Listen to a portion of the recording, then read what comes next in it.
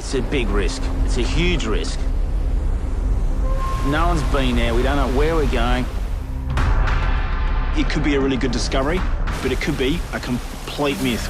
This one, Tom. Go, go, go, go!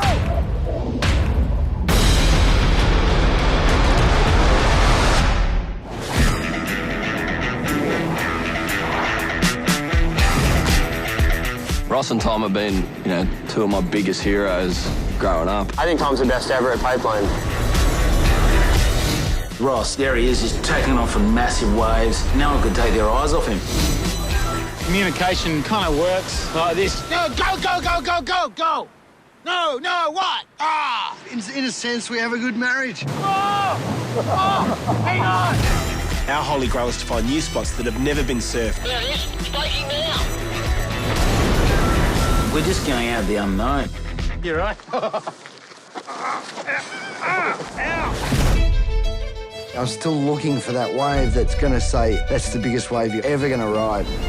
This is not fun and games. This is a very, very serious operation in a very, very dangerous environment. I think Tom's psyche's changed on this whole thing. He sort of spent a lot closer time to his 3 girls.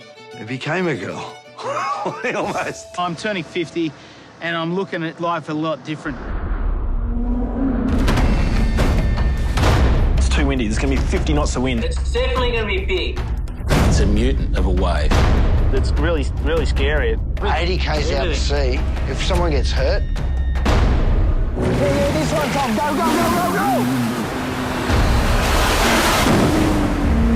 Oh, go over the falls! No! Where is your helicopter? Can you see Tom? He's still under. With all this knowledge, the fact is there's a gap there, and that's Mother Nature. Surfing big waves is not about how ripped your abs are or how much you bench press. I think it's about your nerve.